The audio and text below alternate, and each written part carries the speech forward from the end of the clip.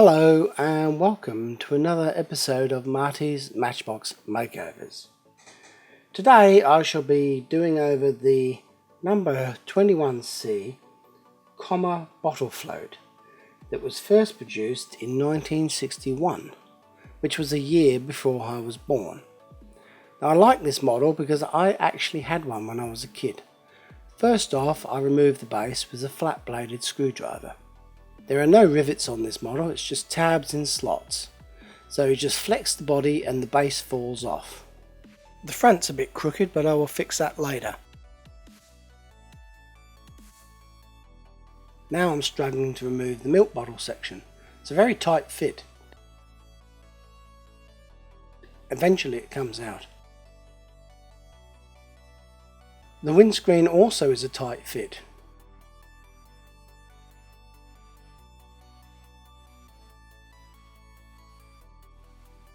Now I'm just going to give these a clean in some warm water and washing up liquid.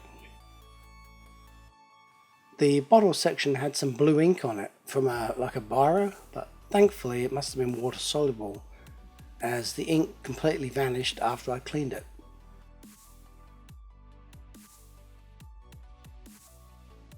Now I'm cleaning the windscreen in readiness to polish it with this Autosol aluminium cleaner and a cotton bud.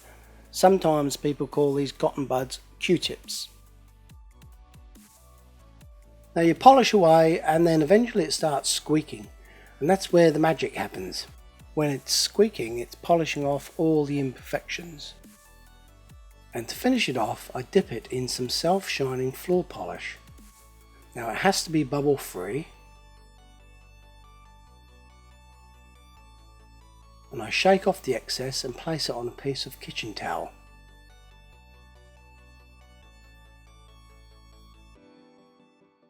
Then I cover it with a plastic dust cover and leave it for a couple of hours to set. This is what the bottle section looked like after I'd cleaned it. It came up quite good. And here's the windscreen after the floor shine polish has set. Almost new. Sometime soon I shall be addressing the base, tyres and axles, but not just yet. Now I'm concentrating on the body. I'm going to make some new decals for this model, strip the paint off, undercoat it and repaint it. Overall it's in good condition, there's no dents or obvious creases. Oh hello, here comes Kevin the koala. At this time of year he calls by just to see what's happening, and he's quite interested in my model restoration. Wearing rubber gloves and using paint stripper and a paintbrush, I am just removing the paint that's left on the model. So I've got a clean base on which to work. I shall be then undercoating it and top coating it with an appropriate coloured paint. And at the same time I'm cleaning off all the black paint from the base. So after a few minutes the paint stripper starts to work, and using a toothbrush I can just remove all of the leftover paint quite easily.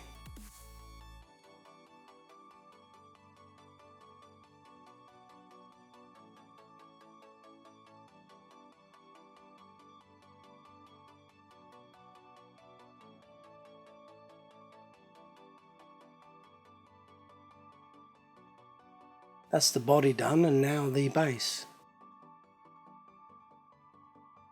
After paint stripping there's always some small scraps of paint there. So using toothbrushes, toothpicks, dental picks and emery paper and emery boards and little soft wire brushes, I remove all the leftover scraps of paint. And this is what I'm left with. A completely clean vehicle onto which I can place the undercoat. There's a small sprue protrusion there that I'm removing with a metal file. That's better. Now I'm just flexing the base plate to make it convex. That way when I place it back into the model, all I have to do is press hard in the centre and the ends will extend into the slots and lock it into place. That's the theory anyway. Now I'm mixing up some Mr. Hobby paints, number 1 and number 50. The number 50 is quite close to the original colour. So I'm going to start off by applying some number 50 onto the model to see which way I've got to go, darker or lighter. Now I put a blob there and then I spread it out with a Q-tip or cotton bud. You can see it's slightly darker than the original colour. Therefore I'm going to add number 1 white to the number 50 green. Ordinarily you would add the darker colour to the lighter colour, but because the match is so close here, I'm going the other way. There you can see I think I've pretty much nailed it with the colour. Here's a comparison of the body and the chassis after I've painted them. First of all, the body with some white tamia fine undercoat, and the chassis or base with some satin black from a spray can. Now that the undercoat has dried, it's time to paint the top coat. Just a quick note that I've glued a screw on the inside of the body so I can hold it with the forceps whilst I'm painting it. Oh hello, Kevin's come to watch. He shouldn't really be in the house, but sometimes he sneaks in.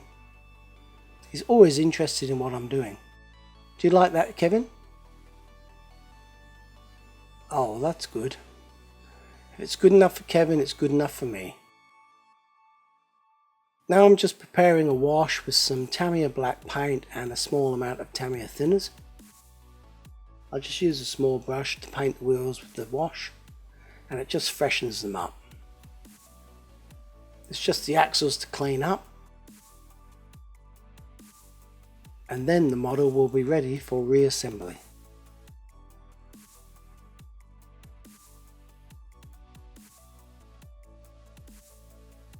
This is what the polished axles will look like with the rejuvenated wheels.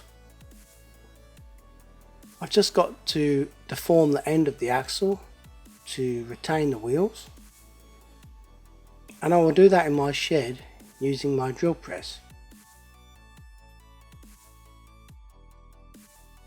Remember, hearing and eye protection must always be worn when you are using workshop machinery.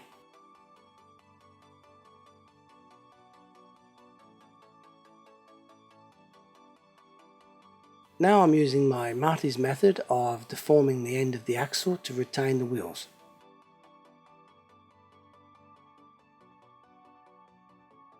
Once again, Kevin is quite interested, and it is good to see that he is wearing the appropriate safety equipment.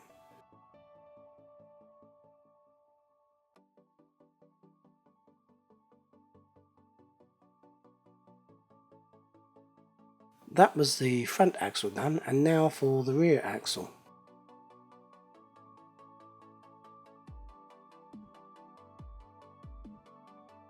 Here's what it looks like when I've done.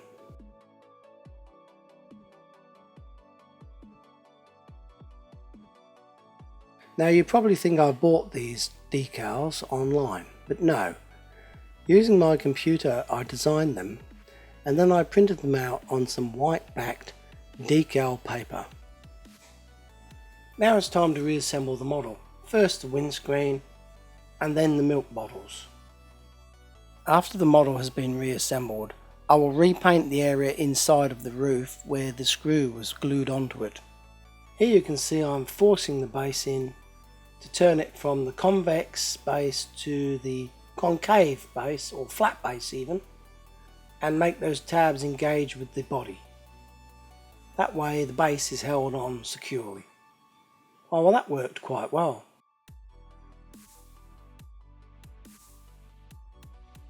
I'm happy with that.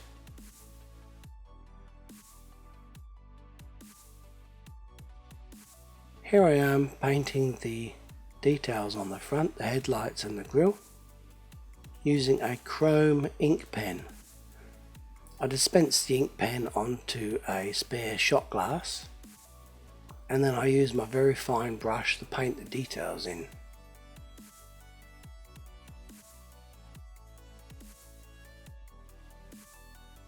Now I'm applying the decals that I made earlier. They are extremely fiddly, and they take a lot of patience to place into position. I forgot to mention that after you've printed them on the decal sheet, you have to spray them with a top coat of clear varnish to seal the ink in before you immerse them in the water. This one's stuck prematurely, so I'm going to wash it with some water just to loosen it up so I can move it into the position that I want. I'm using the end of my paintbrush here. Sometimes I use blunt toothpicks to do this, or just plain cotton buds. The door decals were missing, so I've had to look online to find out what they should look like. They are small red cows on a green background, but obviously the green has to match the car. Here's my first attempts.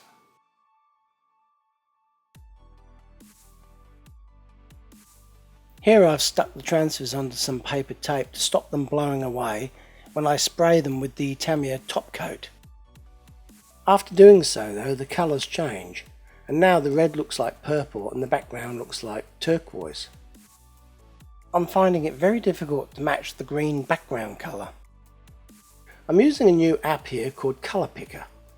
I'm going to take a photograph of the model and try and match the colour of the ink to the paint. So basically you tap anywhere on the screen and the app will give you a hexadecimal code for that colour. So I'll punch that into PaintShop Pro and change the background colour accordingly. Now I'm cutting them out to apply them to the model. This time however I'm moistening the vehicle so that when I place the decal on the model I have time to position the decal accurately before it sets. These are so fiddly, you need some really good quality tweezers to position these. Once it's roughly there, I just tease it around using a blunt toothpick, and I absorb the excess moisture using a piece of toilet paper. I then squeegee out any excess moisture or air bubbles using a cotton bud. Here I'm using a decal setting solution. I don't often use this, but I thought I would in this instance. Okay, that's the model finished. Let's have a reminder of what the model looked like before I started. As we can see, the paintwork was atrocious. It had some filthy milk bottles and a scuffed up windscreen. There were no decals on the doors, and the one on the roof was damaged. But this is what it looks like now. Now, Michael the milkman can feel proud once again, making his early morning deliveries in his tricked up milk float. He's even ironed his trousers and put on a clean shirt for this photo shoot. Well done, Michael.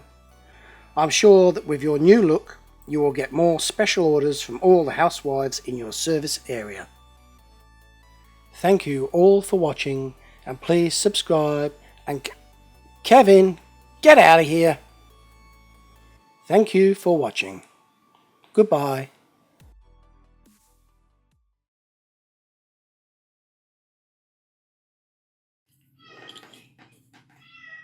Shut up, Marty.